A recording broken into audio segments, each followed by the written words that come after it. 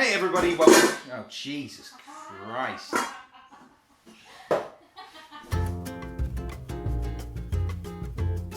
Hey everyone, welcome back. I'm going to be cooking again today, obviously. We are going to be cooking Pasteis De Bacalhau. Pasteis De Bacalhau, which translated means codfish cake. Last year I took a trip to Lisbon. Although there's a lot of hills, there are also some amazing foods, and one really big food out there is these Pasteis De Bacalhau. They're like little fish cakes, deep fried.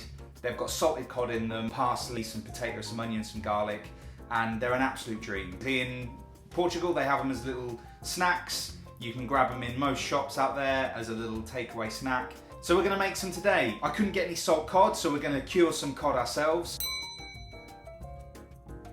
In a very quick cure, and let's get to it. Let's kick things off with some salt cod. What we're trying to do here is get as much moisture out of the cod as possible. The less water, the more flavour that your fish is going to have. Add 100 grams of sugar to 100 grams of salt. Then give it a fresh crack of black pepper just to give things a little bit more flavour. Then liberally coat the cod with the salty sugar mixture, both sides. Now usually you'd salt your cod for days sometimes. However, we're going to try and turn this around a lot quicker. Cover it up with either a bowl or a piece of cling film and let it do its thing for a couple of hours. Next we're dealing with potatoes. Salt some boiling water and drop in 2 decent sized jacket potatoes. We want them to cook all the way through. It's a tricky old balancing act. I'd say your average size spud, you're looking at about 35 minutes. Although if it's like the size of an ostrich egg, then go longer. I'm not having you trying to get me on that. Just use your noggin. While they're boiling away, we're going to lightly saute our onion and garlic. Cook them slowly. Don't go in with a raging heat. You'll burn them. They'll char, it will taste horrible, and it will look horrible as well. Cook them down slow and you'll end up with onions like this. Golden brown, sticky and caramelised. Move them over to a little funky pattern bowl like this and just pop them to the side. We'll bring them back in later. Let's have a look at our potatoes. Try not to prod them about too much. Obviously you want to test to see whether they're done, but use a small paring knife, not a big old beast like I'm using. It's just destroying the structural integrity of my spuds completely. Don't be stupid like your Uncle James, kids. Now let's see how our cod is getting on. All that excess water that's been drawn out. It's only been in the salt for 2 hours and it's left the fillets lovely and firm and full of flavour. Now give the cod a little wash off, just getting rid of any of that excess salt. You don't want to be eating that thing with all the salt on. You'll end up dehydrating your own head so much you'd look like a prune. Then take these little coddy babies over to the stove. Put them into your potato water and let them poach for about 7 minutes. Remove it from the water and let it drain on some kitchen roll. Now to make something greater than the sum of its parts, start off by peeling your potatoes. Obviously let them cool down a little bit, but not completely. You want them a little warm because it's going to make it so much easier to take off the skins. There's Silence of the Lambs joke there, but I feel like we did something similar a few weeks back, so I'm not going to bother. Grate up all the potato. Just to make sure that there's no big lumps, use a little fork and just mash it through like this. Or use a normal sized fork, whatever. Now you're going to add your other ingredients. Add the caramelised onions and garlic to the potato mixture, and then you can flake in your cooled down fish. If you're a bit squeamish about this, you can just, get your little fork back in and break it down, but as you can see, I'm a bit of a freak and I really enjoy doing this sort of stuff with my hands. God, they're going to stink. They don't call me Stinky Fingers for nothing. No, they don't call me that. And I wouldn't want them to either, actually. That's not nice. Give this all a mix together and then add your flavour boosters. Some cracked black pepper, a handful of chopped parsley and a little bit of salt. Seriously, just a little bit of salt. I mean, you can season it with some, but it's not going to need a lot. We've salted the cod, we've salted the water for the potatoes. I feel like I've used all the salt in the world in this recipe.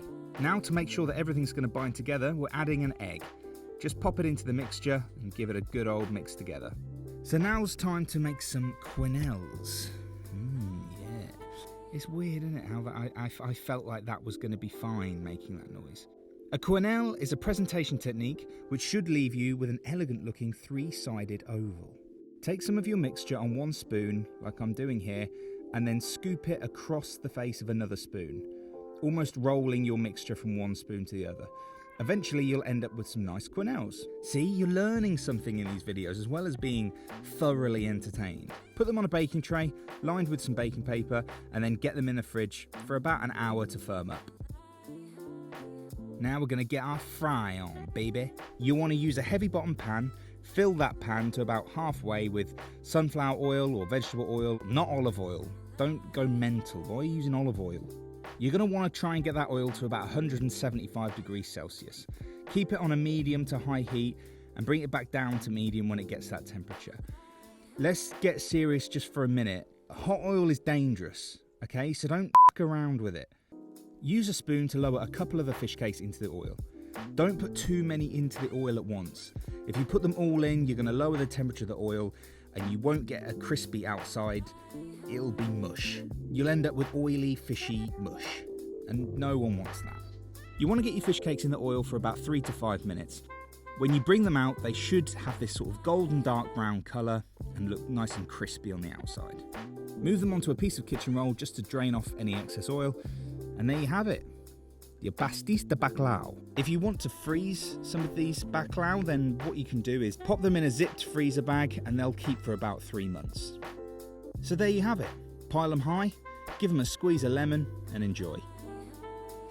I mean, it's deep fried, it's potato, it's fish, it's salt, it's garlic, it's onion. What's not to like? Look at these beauties.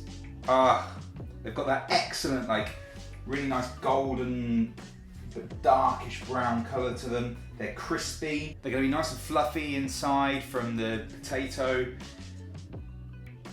I'm really excited to eat these. Ruth obviously came with me last year when we went to Portugal, so we're going to get her in and see what she thinks. Glass of wine. Nice.